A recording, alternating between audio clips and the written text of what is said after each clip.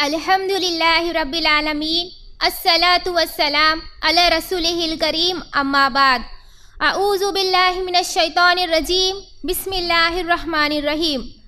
رب اشرح لی صدری ویسر لی امری واحلل عقدۃ من لسانی یفقہوا قولی۔ آج میں آپ تمام کا اس اجتماع میں اسلامی طریقے سے استقبال کرتی ہوں۔ السلام علیکم ورحمۃ اللہ وبرکاتہ۔ آج میں آپ تمام کے سامنے جس عنوان پر بات کرنے والی ہوں وہ عنوان ہے عورتوں کے مسائل، حیض، نفاس، استحاضہ اور طہارت کے مسائل۔ میری ماں اور بہنوں، لفظ جو حیض ہے اس کا ذکر قرآن مجید میں کم سے کم 2 مقامات پر 4 مرتبہ اس کا ذکر ہوا ہے۔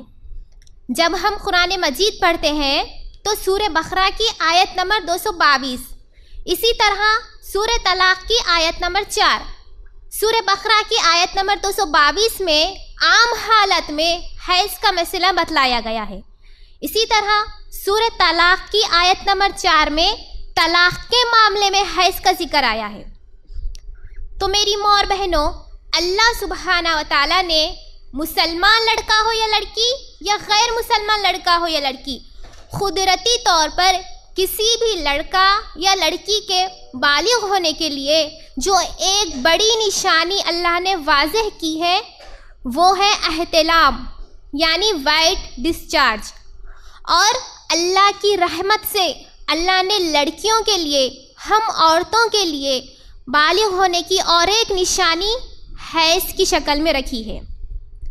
میڈیکل سائنس کے حساب سے اگر پوچھا جائے حیض کیا ہے تو میڈیکل ڈاکٹرز اپنی تحقیقی علم کی بنیاد پر کہتے ہیں، جب پوچھا گیا حیض کیا ہے تو میڈیکل ڈاکٹرز کہتے ہیں کہ اللہ نے عورتوں کو جو اووری دی ہے، اووری جسم کے رحم کا ایک حصہ ہے، اووری میں جو ہے انڈے بنتے ہیں، جیسے ہی لڑکی بالغ کی عمر کو آ جاتی ہے یا بالغ ہو جاتی ہے یا شادی کی عمر کو آ جاتی ہے تو عورت کے اووری میں جو انڈے بنتے ہیں تو کچھ وقت کے بعد وہ انڈے ضائع ہو جاتے ہیں، تو ان ضائع انڈوں کو جسم سے باہر نکلنا ضروری ہو جاتا ہے۔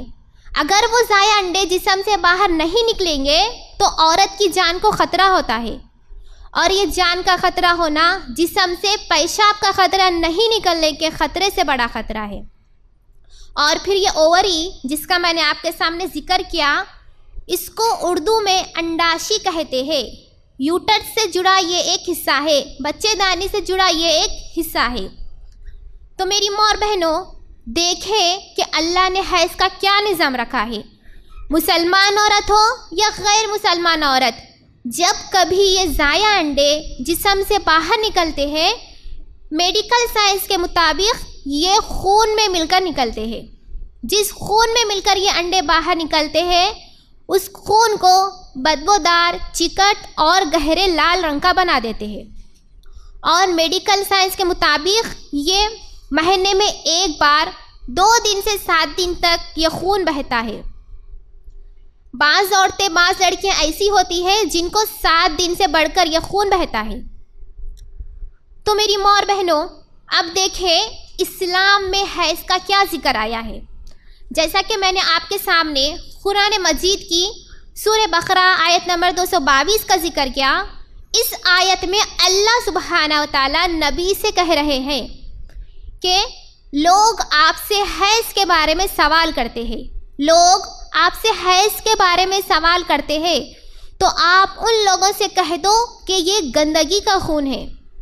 اور اسی آیت میں اللہ سبحانہ و تعالیٰ شادی شدہ مسلمان مرد سے کہہ رہے ہیں، جب تمہاری بیویاں حیض کی حالت میں ہو تو تم ان سے ہم بستری اس وقت تک نہ کرو جب تک کہ وہ حیض کے یا نفاس کے خون سے پاک ہو جائے۔ تو یہ ایک بات بتائی گئی۔ اس کے علاوہ ہمیں یہ بھی جاننا بہت اہم ہے کہ کون سے ایسے کام ہیں جو ایک مسلمان عورت حیض کے حالت میں نہیں کر سکتی۔ یہی بنیادی معلومات ہونا بہت ضروری ہے۔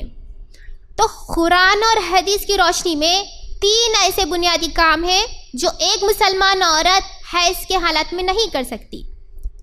سب سے پہلا کام، ایک مسلمان عورت حیض کی حالت میں فرض، سنت، نفل یا واجب نمازیں نہیں پڑھ سکتی۔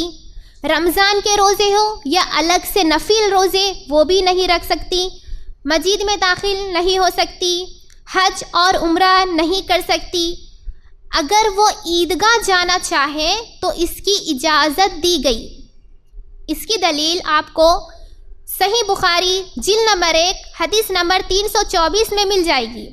عیدگاہ جانے کی حیض کی حالت میں اجازت دی گئی ہے، لیکن آپ صلی اللہ علیہ وسلم فرماتے ہیں کہ حیض والی عورت عیدگاہ اس مقام پر نہ جائے جہاں مسلمان مرد اور مسلمان عورتیں نماز پڑھنے کے لیے کھڑے ہوں۔ تو یہ پہلی بات معلوم ہوئی۔ دوسرا کام وہ یہ ہے کہ ایک مسلمان عورت حیض کی حالت میں اسے چاہیے کہ وہ اپنے شوہر سے ہم بستری نہ کرے۔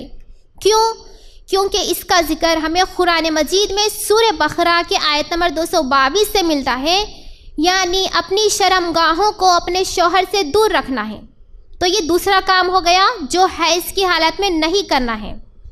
اب تیسرا کام وہ یہ ہے کہ ایک مسلمان عورت ہو یا مسلمان لڑکی ہو، حیض کی حالت میں وہ قرآن مجید کو ہاتھ نہیں لگائے گی، قرآن کو کھول کر اس کی تلاوت نہیں کرے گی۔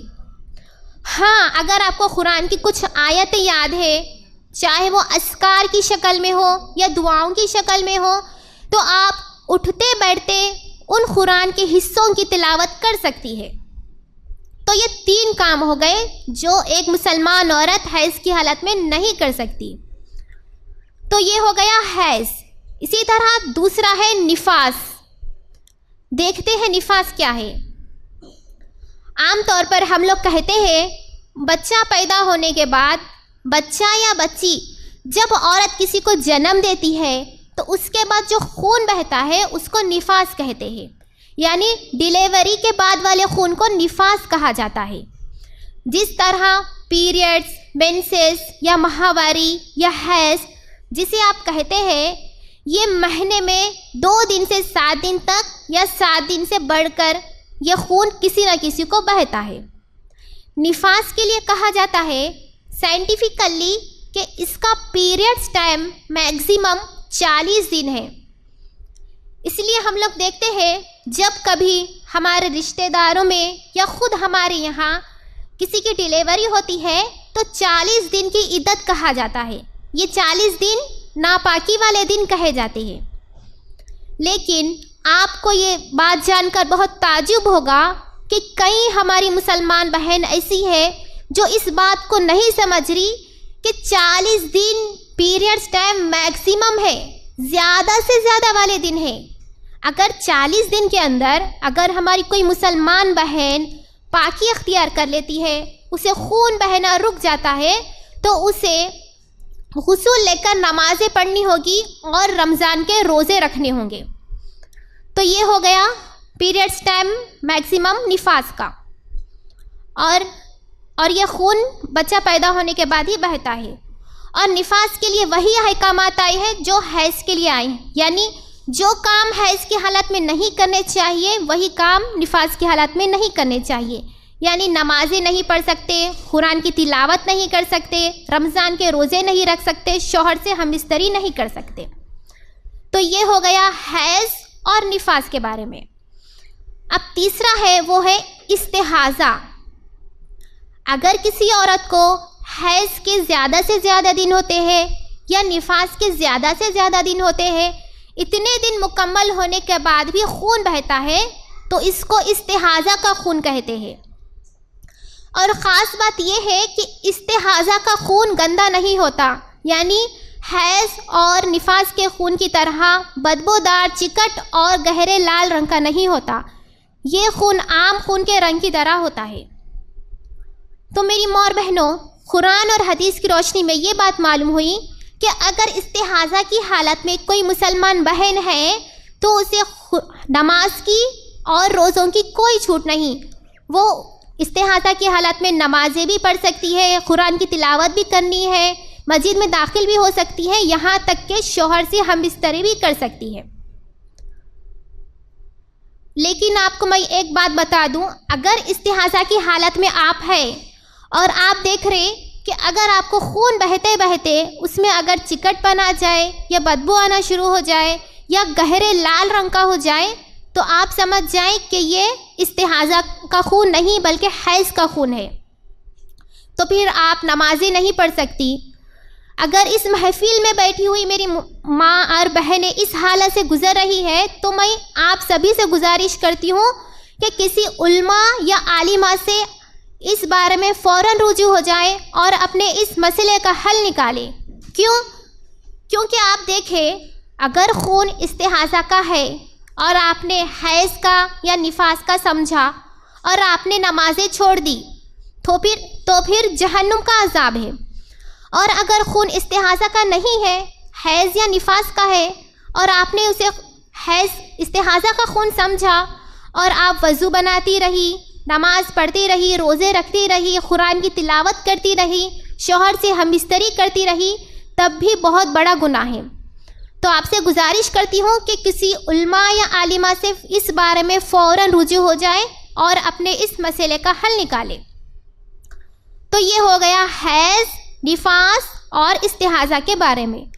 ماشاءاللہ ہم نے بنیادی معلومات حاصل کی۔ اب چوتھی چیز وہ ہے طہارت کے مسائل۔ طہارت جو لفظ ہے اس کا بنیادی نام طہور سے ہے، تواں دو چشمہ اور را، اور یہ لفظ قرآن مجید میں عورتوں کے متعلق استعمال ہوا ہے۔ سورہ بقرہ کی آیت نمبر 222 کے آخر میں اللہ سبحانہ و تعالیٰ فرماتے ہیں ان اللہ یحب التوابین و یحب المتطہرین، بے شک اللہ بار بار توبہ کرنے والوں سے محبت کرتا ہے اور بے شک اللہ اپنے آپ کو ناپاکی سے پاک رکھنے والوں سے محبت کرتا ہے۔ تو یہ ایک بات بتائی گئی ہے۔ تو میری ماں اور بہنوں، ایک مسلمان عورت کو طہارت کی ضرورت کب پڑتی ہے؟ یہی بنیادی معلومات ہونا بہت ضروری ہے۔ کوئی بھی مسلمان عورت ہوا خارج کر دے، جسے ہم فارٹنگ کہتے ہیں، طہارت کی ضرورت پڑتی ہے۔ پیشاب یا قضائے حاجت کے بعد طہارت کی ضرورت پڑتی ہے۔ حیض اور نفاس کا خون مکمل طور پر رک جانے کے بعد طہارت کی ضرورت پڑتی ہے۔ شوہر سے ہم بستری کے بعد طہارت کی ضرورت پڑتی ہے۔ اگر کسی وجہ سے احتلام ہو جائے تب بھی طہارت کی ضرورت پڑتی ہے۔ تو یہ 5 چیزیں ہمیں بنیادی یاد رکھنا چاہیے۔ اب ان 5 چیزوں میں ہمیں طہارت تو لینا ہے، لیکن اس کا طریقہ کیا ہے یہ ہم جانتے ہیں۔ تو طہارت کی 3 شکلیں ہیں۔ طہارت کی سب سے پہلی شکل، پیشاب کرنے کے بعد پیشاب کی جگہ کو اپنے لیفٹ ہینڈ سے پانی کے ذریعے سے مکمل صاف کر لیں گے، یہاں تک کہ پیشاب کے قطروں کی بھی نشانی باقی نہ رہے۔ اسی طرح قضائے حاجت کے بعد بھی اپنے لیفٹ ہینڈ سے صاف کریں گے تاکہ کوئی گندگی باقی نہ رہے۔ تو یہ ہو گئی طہارت کی پہلی شکل۔ اب طہارت کی دوسری شکل کو وضو کہتے ہیں۔ ہم سب جانتے ہیں وضو کسے کہتے ہیں۔ تو وضو کی ضرورت کب پڑتی ہے؟ طہارت کی پہلی شکل کو مکمل کرنے کے بعد ہم طہارت کی دوسری شکل کو مکمل کریں گے۔ اگر طہارت کی پہلی شکل مکمل نہ ہوئی ہو، اس میں کوئی کمی رہ گئی ہو یا کوئی غلطی رہ گئی ہو تو ہم طہارت کی دوسری شکل مکمل نہیں کر سکتے۔ اگر ہم طہارت کی دوسری شکل وضو مکمل نہیں کریں گے تو ہماری کوئی نماز قبول نہیں ہوگی اور پھر ہم بے نمازی جہنمی کہلائیں گے، نعوذ باللہ۔ تو طہارت کی پہلی شکل کو ہم مکمل عمل میں لائیں گے، اس کے بعد ہم طہارت کی دوسری شکل پر عمل کریں گے۔ تو وضو کا طریقہ کیا ہے؟ ہم سب جانتے ہیں، ہم لوگ وضو کی شروعات بسم اللہ کہہ کر کرتے ہیں۔ اپنے دونوں ہاتھ 3 دفعہ اپنے دونوں ہتھیلیوں کو 3 دفعہ دھو لے، پھر اپنے سیدھے ہاتھ سے 3 مرتبہ کلی کرے، پھر اپنے سیدھے ہاتھ سے 3 مرتبہ ناک میں پانی ڈالے اور اپنے لیفٹ ہینڈ کی انگلی سے اپنے نک پوڑیوں کو صاف کرے۔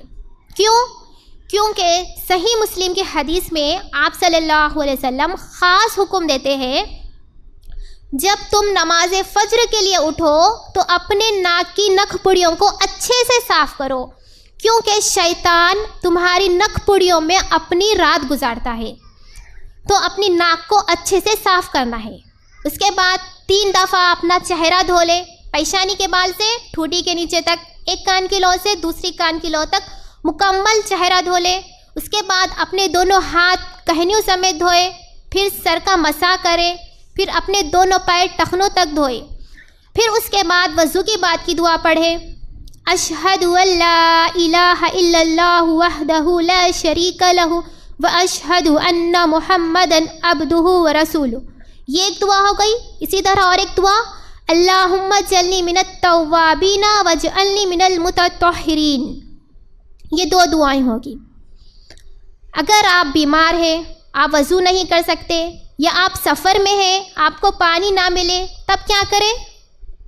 سورہ مائدہ کی آیت نمبر 6 میں اللہ سبحانہ و تعالیٰ تیمم کا طریقہ بتلاتے ہیں۔ ماشاءاللہ، تیمم کا طریقہ کیا ہے؟ اگر آپ کو پاک اور صاف مٹی مل جائے تو بسم اللہ کہہ کر اپنے دونوں ہاتھ اس مٹی پر مارے، پھر ہلکے سے اپنے دونوں ہاتھ جھٹک لے، پھر اپنا سیدھا ہاتھ اپنے بائیں ہاتھ پر مل لے، پھر اپنا بایاں ہاتھ اپنے سیدھے ہاتھ پر ملے، پھر وہی دونوں ہاتھ اپنے چہرے پر پھیر لے۔ پھر اس کے بعد وضو کے بعد کی دعا پڑھے، اشہد ان لا الہ الا اللہ وحدہ لا شریک لہ واشہد ان محمدا عبدہ ورسولہ۔ یہ ایک دعا، اور ایک اللہم اجعلنی من التوابین واجعلنی من المتطہرین۔ یہ 2 دعائیں۔ تو طہارت کی دوسری شکل میں ہم نے کیا سیکھا؟ وضو کا طریقہ کیا ہے اور تیمم کیسے کرنا ہے۔ تو یہ ہو گئی طہارت کی دوسری شکل۔ اب طہارت کی تیسری شکل کو غسل کہتے ہیں۔ تو ایک مسلمان عورت کو تو غسل کی ضرورت کب پڑتی ہے؟ جب وہ حیض اور نفاس کے خون سے مکمل پاک ہوتی ہے، اور شوہر سے ہم بستری کے بعد بھی۔ ابن ماجہ کی حدیث نمبر 608 اور 610 سے یہ بات معلوم ہوتی ہے، جب میاں اور بیوی کی شرمگاہیں آپس کو چھو لیں یا دخول ہو جائے تب غسل کی ضرورت پڑتی ہے۔ یہ فرض ہے ہمارے اوپر۔ اب غسل کا طریقہ کیا ہے؟ وہی بسم اللہ کہہ کر اپنے ناف سے لے کر پیر کے تلوے تک مکمل پانی کے ذریعے سے صاف کر لینا ہے، یہاں تک کہ خون اور منی کے نشانات کی نشانی باقی نہ رہے۔ پھر اس کے بعد آپ وضو بنائیں، جس طرح نماز کے لیے وضو بناتے ہیں، لیکن پیر ابھی نہیں دھوئیں گے۔ صحیح مسلم کی حدیث میں آپ صلی اللہ علیہ وسلم فرماتے ہیں کہ آپ صلی اللہ علیہ وسلم جب غسل لیتے تو اپنے ناف سے لے کر پیر تک دھونے کے بعد پھر آپ صلی اللہ علیہ وسلم وضو بناتے، پھر اپنے دونوں پیر نہیں دھوتے، اپنے سر کے بالوں کے جڑوں میں پانی کو اچھے سے مل دے، پھر 3 دفعہ اپنے سر پر سے پانی بہاتے، پھر اپنے رائٹ شولڈر پر سے 3 مرتبہ پانی بہاتے، پھر اپنے لیفٹ شولڈر پر سے 3 مرتبہ پانی بہاتے، تاکہ جسم کا سارا حصہ بھیگ جائے۔ پھر اس کے بعد آپ صلی اللہ علیہ وسلم اپنے دونوں پیر دھوتے، جس طرح وضو کے آخر میں دھوتے ہیں۔ پھر اس کے بعد کی دعا، اشہد ان لا الہ الا اللہ وحدہ لا شریک لہ واشہد ان محمدا عبدہ ورسولہ، یا اللہم اجعلنی من التوابین واجعلنی من المتطہرین۔ تو یہ ہو گیا غسل کا طریقہ۔ میری ماں اور بہنوں، میں آپ کے سامنے یہ ایک بات بتا دوں کہ وضو کے بعد بھی یہ 2 دعائیں ہیں جو میں نے آپ کے سامنے پڑھی، تیمم کے بعد بھی یہی 2 دعائیں ہیں، اور غسل کے بعد بھی یہی 2 دعائیں ہیں، چاہے وہ غسل کون سا بھی ہو، چاہے وہ حیض کا غسل ہو، نفاس کا غسل ہو، یا استحاضہ کا غسل ہو، یا شوہر سے ہم بستری کے بعد جو غسل کرتے ہیں وہ غسل ہو۔ یہی 2 دعائیں ہیں، اس کے علاوہ کوئی دوسری دعا خاص نہیں ہے، اور نہ ہی پانی پر کوئی دعا پڑھ کر اس پانی کو نہانا ہے۔ صرف یہ 2 دعائیں ہیں پڑھنے کے لیے۔ تو میری ماں اور بہنوں، آج میں آپ تمام کے سامنے عورتوں کے مسائل، حیض، نفاس، استحاضہ اور طہارت کے مسائل بیان کیے۔ تو یہی بنیادی معلومات ہونا بہت ضروری ہے۔ اگر اس میں سے کسی ایک میں بھی غلطی ہو رہی ہے تو ہماری کوئی بھی عبادت قبول نہیں ہوگی۔ آخر میں اللہ سے دعا ہے کہ اللہ ہم تمام کو پاک و صاف رہنے والا بنائے، اور اللہ ہم تمام کو دین اسلام کی صحیح سمجھ عطا فرمائے۔ وآخر دعوانا ان الحمد للہ رب العالمین۔